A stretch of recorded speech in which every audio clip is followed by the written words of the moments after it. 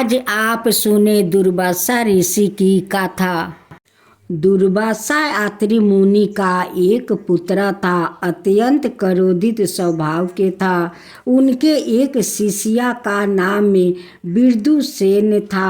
विदुसेन की पत्नी का नाम हेमलता। एक दिन तुमने तो कहा था कि तुम्हें जोर का सिर का दर्द हो रहा है। ऐसी अवस्था में तुम कहाँ जा रही हो? मुझे गुरुदेव की सेवा करने जाना पड़ेगा। दुर्वासा ऋषि स्नान करने के लिए गए हुए थे। विदुसेन उनके यज्ञ की तैयारी करने के लिए गए हुए थे। विदुसेन उनके यज्ञ की तैयारी करने लगा। सर में दर्द होने के कारण वो अपनी आंखें बंद कर बांस की नली से अग्नि जलाने के लिए जोर से फूंक मारने लगा। स्नानोपरांत दुर्वासा यज्ञ करने के लिए बैठी। विदुसेन उन्हें देख नहीं पाया। जैसे ही उसने अग्नि को प्रज्वलित करने के लिए फूंक मारी, अरे चिंगारी से मेरी जांघ जल गई। क्रोधित दुर्वासा ऋषि ने शिष्यों को श्राप दे डाला। आहो, मुझसे बड़ी भारी भूल हो गई है। मुझे जलाने के अपराध में तू 1 करोड़ योग तक नरक की अग्नि में जलता रहेगा। विदुसेन ने विनम्रता पूर्वक दुर्वासा को अपनी व्यवस्था के बारे में बताया और उनसे क्षमा याचना की, परंतु दुर्वासा के क्रोध शांत नहीं हुआ। विदुसेन बड़े दुखी मन से अपनी कुटिया में लौट आया। नाथ, आप रो क्यों रहे हैं? क्या हुआ? विदुसेन ने गुरु के आश्रम पर जो घटना घटी थी उसका वर्णन किया। चलो एक बार गुरुदेव से बात करके तो देखे। पति पत्नी दुर्वासा ऋषि के पास गए। हेमलता ने उन्हें प्रणाम करके उनसे प्रार्थना की, आप तो हमारे माता पिता से भी बढ़ के हैं। कृपा करके मेरे पति द्वारा अनजाने में की गई भूल को क्षमा कर दीजिए। परंतु दुर्वासा पर इस करुणा प्रार्थना का भी कोई असर नहीं हुआ। कहा तो ऋषि के जांघ पर वो छोटा सा घाव और कहाँ इतना भयंकर श्राप। इस घोर अन्याय का स्मरण करके हेमलता आगा बबूला हो गई। हे अग्निदेव आदि, मैं एक पतिव्रता नारी हूँ तो आप परंतु शीतल हो जाए। अग्निदेव इस पतिव्रता की प्रार्थना तत्क्षण स्वीकार कर लिया। इसके परिणाम स्वरूप समस्त पृथ्वी में प्रज्वलित अग्नि, चाहे वो घर के चूल्हे की हो अथवा अग्नि, शीतल हो गई। यहाँ तक कि भगवान शिव का तेजस्वी फरसा भी ठंड पड़ गया। तब ब्रह्मा, विष्णु और महेश दुर्वासा के समक्ष प्रकट हो गए। दुर्वासा ने शिव जी से कहा, भगवान, आपके नेत्र और आहुद निष्ठ तेज क्यों देख रहा है? विदुसेन ने मुझे अपने गुरु को पीड़ा दिया है, इसलिए मैंने उसे श्राप दिया है। उसने भूल तो की है, पर उसके लिए कोई प्रायश्चित भी तो हो सकता है। यह सब सती हेमलता के शराप का प्रभाव है। अग्नि शांत हो गई है और यह सब तुम्हारे शराप के कारण हुआ है। इसका प्रायश्चित यही है कि इसे घोर तपस्या करनी होगी। यदि तप के प्रभाव से विदुषेन त्रिदेव में किसी एक का दर्शन कर ले तो उसे मेरे श्राप से मुक्ति मिल जाएगी। दुर्वासा मुनि के वचन सुनकर भोलेनाथ मुस्कुराया। आदि ऐसा है तो विदुषेन को तो श्राप से मुक्ति मिल गई है। कैसे? उसने तो अभी तक कोई तप नहीं किया है। भगवान शिव ने कहा, बिना तप करे ही विदुषेन को त्रिदेव के दर्शन हो गया है। हेमलता, अग्निदेव को पूर्ण तेजस्वी बना दो। भगवान गुरुदेव भी कृपाए यह कह दे कि मेरे पति निष्पाप है। हेमलता, तुम्हारे पति ने कोई पाप नहीं किया है।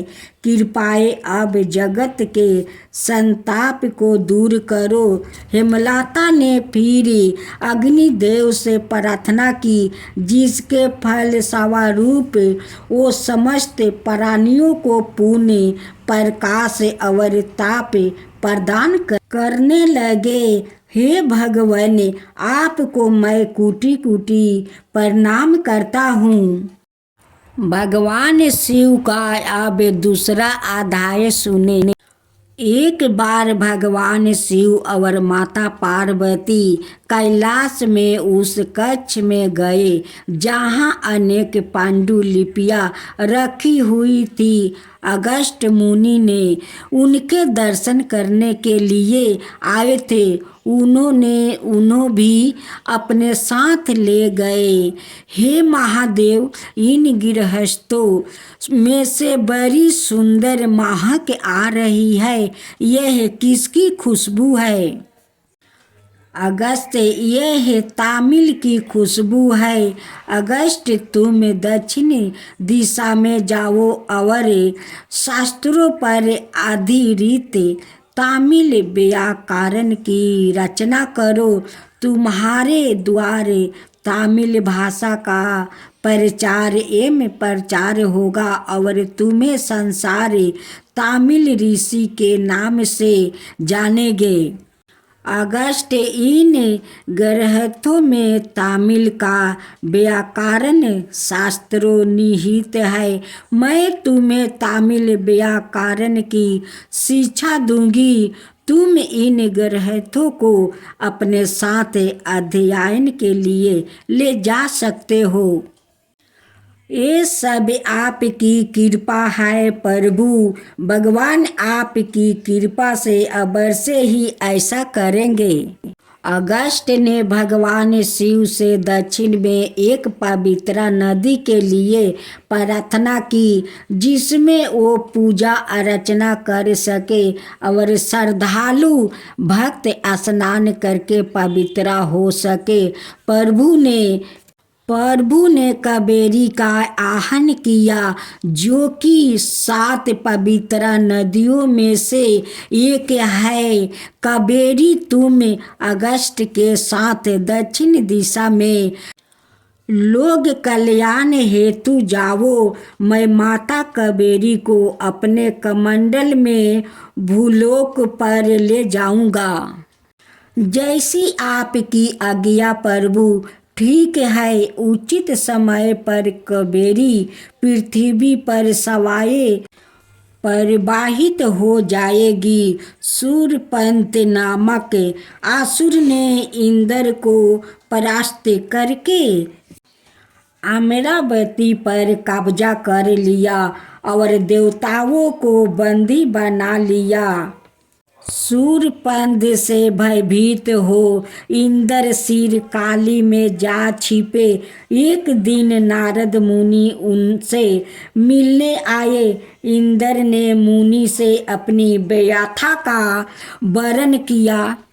मुनिवर, मैं प्रत्येक दिन शिव पूजा करता हूँ, पर वो उपवन जिससे मैं पूजा के पुष्प चुनता हूँ जल के अभाव से सूख गया है। कृपाए इस उपवन की रक्षा का कोई उपाय बतलाइए। इंद्र देव आप श्री गणपति से प्रार्थना करें, वो कृपा करके आपको कावेरी नदी दान में दे देंगे, जो कि इस समय अगस्त मुनि के कमंडल में निवास कर रही है। नारद का आदेश मानकर इंद्र ने गणपति की आराधना की। गणपति प्रसन्न हुए। उन्होंने एक कौवे का रूप धारण किया और कुंडुगी पर्वत पर गया। वहाँ अगस्त मुनि ध्यान अस्था बैठे हुए थे। वो कमंडल तो अगस्त के पास ही रखा हुआ है। मैं उसे चुपके से लुढ़का देता हूँ। रह बालक, तू बड़ा शरारती है, रुक, मैं अभी तेरे सर पर एक चपट लगाता हूँ। मेरे कमंडलू को किसने गिराया? गणेश ने एक ब्राह्मण बालक का रूप धारण किया और मुस्कुराते हुए वहाँ प्रकट हो गया। अच्छा, जरा ऐसे करके तो दिखाए। जैसे ही अगस्त मुनि ने अपना हाथ उठाया, उन्होंने देखा कि बालक के स्थान पर गणपति खड़े हैं। हे गणपति, मैंने आपको पहचाना नहीं, मुझसे बड़ी भारी भूल हो गई है। प्रायश्चित के रूप में मैं सवाए ही अपने सिर पर चपत लगाता हूँ। मुनिवर, आप व्यर्थ में दुखी ना हो। मैंने इंद्र को वरदान दिया है कि कावेरी यहाँ से प्रवाहित होगी। आज से कावेरी पूरी दक्षिण भारत को परितृप्त होगी। हे गणपति, अब आशीर्वाद लेकर मैं भूलक की यात्रा पर निकल पड़ती हूँ। कावेरी तुम्हारे तटों पर बड़े बड़े मंदिर बनेंगे और तुम्हारा पुण्य सदैव उजियागर रहेगा। अब तीसरा अध्याय का था। भगवान पृथ्वी पर हो रहे कुंभ में मेले में बड़ी भारी भीड़ उमड़ रही है। छोटे छोटे बच्चों से लेकर बड़े बूढ़ों तक सब लोग गंगा जी में डुबकी लगाकर पुण्य कमाना चाहते हैं। किंतु अद्भुत बात है, तुम ठीक कह रही हो पार्वती, पर इतने लोग में ऐसा कितने हैं जो वास्तव में गंगा की महिमा को जानते हैं। कितने वृद्ध ऋषि मुनि भी इस महान पर्व में सम्मिलित हुए हैं। क्या वो भी गंगा की महिमा से अनभिज्ञ है? चलो हम वहाँ जाकर ही वास्तविकता का पता लगाते हैं। जैसी आपकी इच्छा स्वामी। त्रिवेणी संगम बड़ी भारी भीड़ है। मैं एक बूढ़े का रूप लेता हूँ और तुम उसकी सुंदर पत्नी का रूप धारण कर लो। यहाँ मेरे पति की मृत्यु हो गई है। कोई है जो मेरी मदद कर सके? मैं क्या करूँ? स्त्री का विलाप सुनकर उसके चारों ओर भीड़ इकट्ठा हो गई। हम किस तरह तुम्हारी मदद कर सकते हैं? यह सब प्रबंध का खेल है बहन, परेशान मत हो, हम तुम्हारी मदद करने के लिए तैयार है। मुझे इनका क्रियाक्रम करना होगा, कौन इसमें मेरी मदद करेगा? हम सब यहाँ पर मौजूद है, तुम जरा भी चिंता मत करो। माता, यह मृतक मेरा पति है। इनकी इच्छा था कि वो अपने जीवन की अधिकारी घड़ी गंगा के तट पर व्यतीत करे, इसलिए हम लोग बड़ी दूर से चल कर यहाँ आए हैं। पर यहाँ दुर्घटना घट गई है। कई लोग उस स्त्री की मदद करने लगे आए, पर कोई उसकी सहायता का फायदा उठाने की ताक में थे, तो कोई उसके आभूषण हथियाने की फिरक में थे। देवी, आप मुझसे कहिए क्या करना होगा, मैं हाजिर हूँ, मुझसे कहिए। मैं आपके पति को अपने कंधे पर उठाकर ले जाऊंगा और उनका अंतिम संस्कार करूंगा। धन्यवाद दिया, पर एक शर्त है, आप में से जो मन और शरीर से पूर्णताये पवित्र हो, वो ही मेरे पति का अंतिम संस्कार करे। यह सुनकर सबकी बोलती बंद हो गई। जिनकी दृष्टि उस स्त्री के गहने पर थी, वो फौरन दूर हट गया। अनाए लोगों भी हिचकिचाने लगे। क्या इस भीड़ में ऐसा कोई नहीं जिसका मन पूरी तरह से पवित्र हो? क्या कोई भी मेरे पति का अंतिम संस्कार नहीं कर सकता? क्या ऐसा भी कोई व्याकुल हो सकता है जो पूर्णतः निष्पाप हो? कैसी विचित्र शर्त है। यह सोच कर भी धीरे धीरे छटने लगी। उसी समय वहाँ पर एक युवक आया। वो नौजवान तुरंत ही गंगा में एक डुबकी लगाकर उस महिला के समस्त प्रस्तुत हो गया। मैं अब आपके पति का अंतिम संस्कार करने के लिए तैयार हूँ। आपको मेरी शर्त पता है, न केवल एक पूर्ण रूप से पवित्र आत्मा वाला व्यक्ति ही मेरा पति का अंतिम संस्कार कर सकता है। हाँ, मुझे पता है, कृपया थोड़ी प्रतीक्षा करें। अरे नौजवान, क्या तुम यह देवों के साथ कह सकते हो कि तुमने आज तक कोई अनुचित कार्य किया ही नहीं? क्या तुम हमें बेवकूफ़ समझते हो? आहो, क्या आप लोग इतना भी नहीं जानते?